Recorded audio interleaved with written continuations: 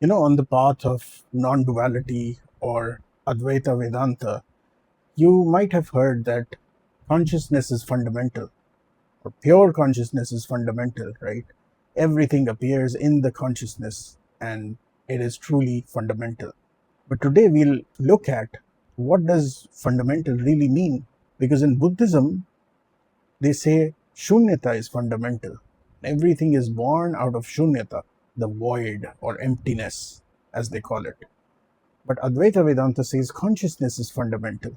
Now, this is a dichotomy because both are non dualistic traditions. How can they be so split about the thing that is fundamental? According to Advaita Vedanta, consciousness is fundamental. But we have to really understand what this consciousness is, right?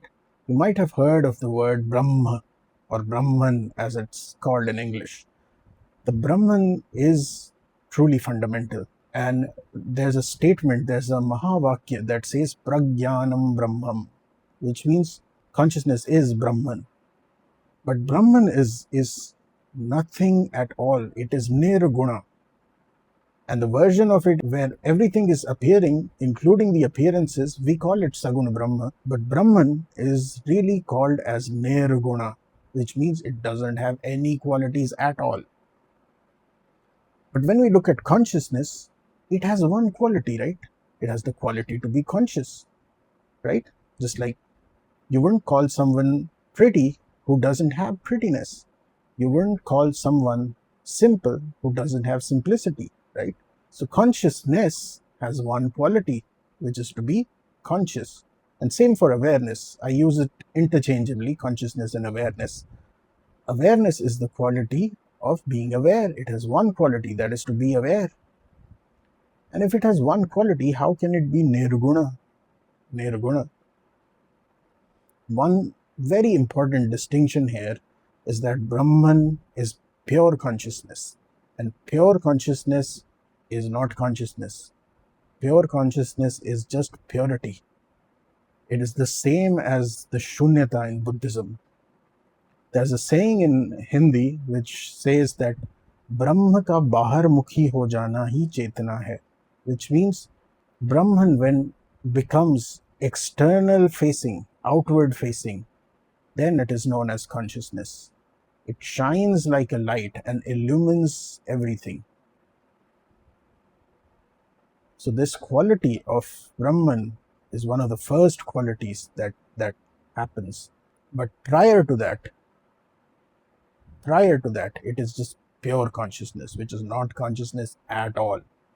It is Brahma, Nirguna Brahma.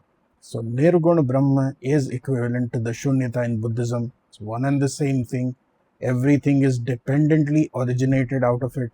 So consciousness and the world, the appearance that you see around it, is also dependently originated out of Brahman or pure consciousness, right? So consciousness and the world, they are dependently originated out of pure consciousness, which is Brahman. This should give you a good idea of the conceptual structure of how Brahman operates, at least through us. And in that way, consciousness is not really fundamental. Pure consciousness is. Pure consciousness is fundamental, not consciousness. Consciousness is external facing. It is constantly looking out and experiencing, right? In waking, dream, and deep sleep states, consciousness in these three states is experiencing. That is why it is called consciousness. But when not experiencing, can you call it consciousness? If it is not conscious of anything, can you call it consciousness? No. It is just called as pure consciousness, but it's not consciousness at all. It is purity.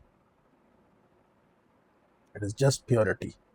It can be called as pure consciousness, or it can be called as pure appearance also. So purity is the important part, not consciousness. Consciousness is just the string that we've walked along and have got into Nirguna Brahma. So in that way, consciousness is not fundamental, pure consciousness is. And that is something that that really aligns and really makes us understand what these two non-dual traditions of Advaita Vedanta and Buddhism are pointing towards are really the same thing, the same fundamental thing or no thing, Brahma or Shunyata, Nirguna Brahma or Shunyata.